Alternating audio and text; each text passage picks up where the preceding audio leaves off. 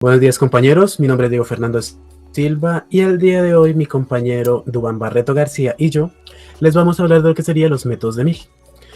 El objetivo de este video es darle a entender a la mayoría de las personas el funcionamiento, el uso y la metodología de los métodos de Mills, así como platicarles un poco de lo que sería su historia, cómo funcionan y la teoría básica. A continuación, mi compañero Duván les va a platicar sobre la historia, el origen de los métodos de Mills, qué son y los dos principales métodos o los dos primeros métodos de esta secuencia. Buenos días, compañeros, mi nombre es Duván García. En esta ocasión pues vamos a hablar un poquito de quién fue John Stuart Mill. Bueno, él fue un filósofo político y economista inglés que fácilmente empezó a una temprana edad a ejercer sus estudios, puesto que su padre, por decirlo así, lo obligó o lo ejerció en esta edad. No tuvo una buena niñez, por lo que su padre siempre lo tenía estudiando. ¿Qué son los métodos de Mill? Bueno, los métodos de Mill, o también llamados cánones de Mill, son 5 tipos de métodos propuestos por John Stuart Mill en un libro llamado Sistema de Lógica. Estos métodos son método de concordancia, el método de diferencia, el método de concordancia y diferencia, el método de residuos y el método de variaciones concomitantes. Estos están basados pues en la inducción y pues son inferencias por eliminación. Lo que hace es eliminar las proporciones que son falsas en el razonamiento que se esté haciendo. A continuación vamos a hablar de los métodos de la concordancia. Estos métodos se pueden decir que si 2 o más casos del fenómeno que se investiga tienen una sola circunstancia en común, esta circunstancia es probablemente la causa o el efecto del fenómeno dado. Como lo podemos representar en la gráfica, D va a ser el fenómeno, A, B, C y D van a ser las causas y Q es el razonamiento, por decirlo así. Entonces, un claro ejemplo de este es un ejemplo que se habla mucho. Entonces, dícese, un médico fue llamado en altas horas de la noche para atender unos excursionistas que presentaban problemas gastrointestinales. Al interrogarlos sobre lo que había comido en las últimas horas, el doctor obtuvo las siguientes respuestas. Liz comió pues frijoles enlatados, carne seca, queso, atún y duraznos en almíbar. Pablo comió duraznos en almíbar, queso, camarones enlatados, carne seca y frijoles enlatados. Álvaro comió camarones enlatados, atún, jugo de naranja, frijoles enlatados y salchichas. Y Ana comió salchichas, jugo de naranja, carne seca, frijoles enlatados y atún.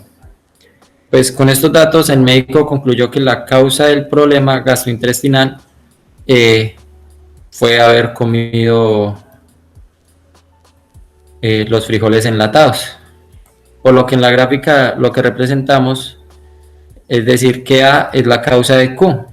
¿Por qué motivo? Porque en los tres fenómenos observamos que A es la causa que va a presentar que ellos hubieran tenido el problema gastrointestinal. Por eso A es la causa de Q. Ahora pasamos al método de diferencia. Bueno, este método, si un caso en el que se presenta el fenómeno que investigamos y otro en que no se presenta tienen las circunstancias en común, excepto una, esa circunstancia sola es la que en los dos casos difieren es probablemente el efecto de la causa. Este método siempre va a tener o siempre necesita de un caso positivo y otro negativo, como lo representamos aquí en la gráfica. Un claro ejemplo de ello es: en un mundo paralelo, los mismos excursionistas se enfermaron menos Ana. Entonces el médico les preguntó qué comieron. Liz responde: frijoles enlatados, carne seca, queso, atún y duraznos en almíbar. Pablo comió duraznos en almíbar, queso, camarones enlatados, carne seca y frijoles enlatados. Álvaro comió camarones enlatados, atún, jugo de naranja, frijoles enlatados y salchicha. Y Ana comió salchichas, jugo de naranja, carne seca, duraznos en almíbar y atún. Por lo que a lo que les causó daño fue los frijoles enlatados, porque Ana no fue la única que los comió. Entonces, en este caso, fácilmente podemos decir que A es la causa de Q, porque no se presenta en el caso de Ana, ya que Ana, como no comió los frijoles enlatados, podemos deducir que fue la causa de su problema. ¿Listo? Ahora pues mi compañero Diego les va a hablar de métodos de diferencia, de concordancia y diferencia.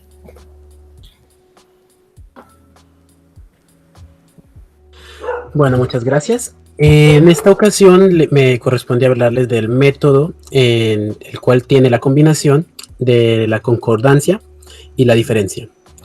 El método se da cuando dos o más casos en que aparece un fenómeno tienen solo una circunstancia en común, mientras que dos o más casos en que no aparece el fenómeno solo tienen en común que esta circunstancia, la primera, no aparece. La circunstancia única en que estos difieren o son diferentes, los dos conjuntos de ejemplos, es el efecto. A ver, dicho de otra manera, básicamente es esto. En la gráfica tenemos la circunstancia de, el ejemplo de. Empezamos a utilizar el método de concordancia para buscar un factor común. En este caso sería el factor A. Como podemos ver, en la presencia del factor A, y teniendo en cuenta que A, B, C y D, se presenta el problema, que vendría siendo Q. Cuando está solo la letra A, no se presenta el factor de Q, no se presenta el problema. Cuando se presenta la letra B, tampoco se presenta el problema. Ya cuando empieza a aparecer la letra C, se presenta el problema. Luego se hace la misma comprensión con la letra C y la letra D. Ya tenemos una coincidencia, que coincide que la letra C, si está presente, causa un problema. Ya pasamos a clasificar descartando. Ahí utilizamos la diferencia. Excluimos la del factor común que vimos anteriormente, que en este caso sería la C. Lo excluimos de la operación y lo dejamos solo, dando como resultado que C es la causa de dicho elemento.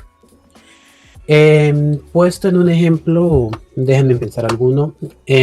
Podríamos decir el mismo ejemplo de los campistas. Digamos que todos los campistas comieron exactamente la misma comida. Digamos, uno comió papa, comieron papa, carne, arroz y lo único que varió fue el refrigerio, por decirlo así. O la sobremesa, digamos, uno trajo jugo, que en este caso sería la A, otro trajo avena, que sería la C, otro trajo digamos, no sé, un fluido lácteo, un yogur, por decirlo así, y esta sería pues la D. Supongamos que cada uno de estos comparte con los demás, pero uno no quiso compartir, o más bien uno que de estos que compartió no fue, no, por decirlo así, no lo compartió con todos, él se abstuvo de comerlo o no recibió. Ahí se empezaría a clasificar. Vale, en el primer caso, todos tomaron esto, tanto A, B y C lo tomaron. Luego vemos que si si luego empezamos a compararlos todos, empezamos con la A, luego con la B, luego con la C y la D, la A, B y la C, y llegamos a la conclusión de la C, que digamos, por ejemplo, podemos decir que el problema lo causó el yogur, por decirlo de cierta manera. Pasa, por favor.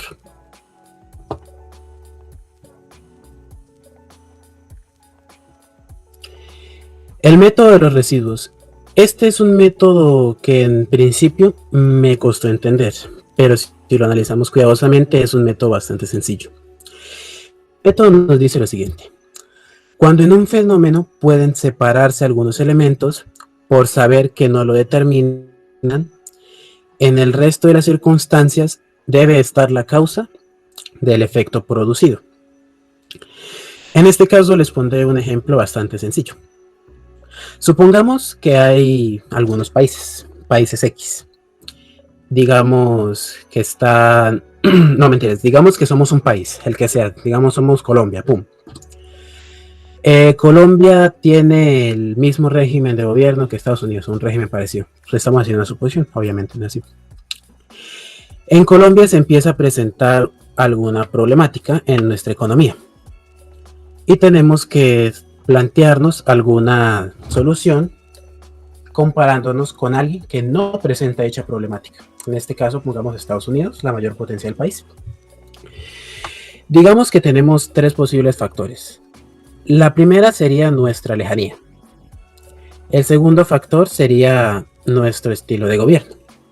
El tercer factor sería nuestro presidente. Y el último factor sería el mal manejo del dinero. Que en este caso, digamos que el mal manejo del dinero, digamos que es la A por seguir el orden de aquí. Digamos que la A es el mal manejo del dinero. Hacemos su respectiva comparación. Si es por la distancia, hay muchos países que pese a que están lejos, tienen una mejor economía que nosotros. La descartamos. Esa comparación vendría siendo la representación de Q, R, S y Z. Cada una es asignada a cada una de las causantes, que en este caso serían A, B y C. Listo, ya descartamos que no es la distancia. B, pasa en limpio. Ahora digamos que es el método de gobierno. Hay muchos países que siguen el mismo método de gobierno que Estados Unidos. Esa no puede ser. Y ellos tienen un buen nivel económico. Ellos siguen bien la economía, no les pasa nada malo. No puede ser esa la causa. Digamos ahora que es por el presidente. El problema no lleva como 4 años nomás. El problema se lleva presentando desde hace más de 10 años, por decirlo así. Digamos, hay un análisis que dice que nuestros problemas financieros y económicos llevan más de 15 años. Esa tampoco puede ser. Lo que nos deja solo con el mal manejo del dinero. Es la única que, haciendo la comparativa, solo nos afecta a nosotros, y es en lo que estamos fallando. Ojo, este método no es un método que va comparando, o sea, va tomando posibles causas que nosotros podemos plantear, y por medio de comparaciones las vamos asignando a cada uno. Siguiente, por favor.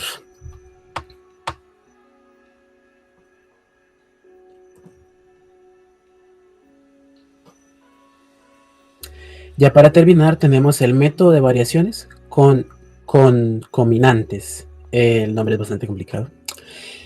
El método nos dice lo siguiente. Si en un fenómeno se observa que al variar una de las circunstancias se concurren en él, varía de manera proporcional. Entonces esta circunstancia es la causa del fenómeno. Dicho de otra manera, si en una cadena de sucesos ocurre una anomalía, y a partir de esa anomalía ocurre un defecto, una situación negativa, y conforme va creciendo la anomalía, va creciendo el defecto.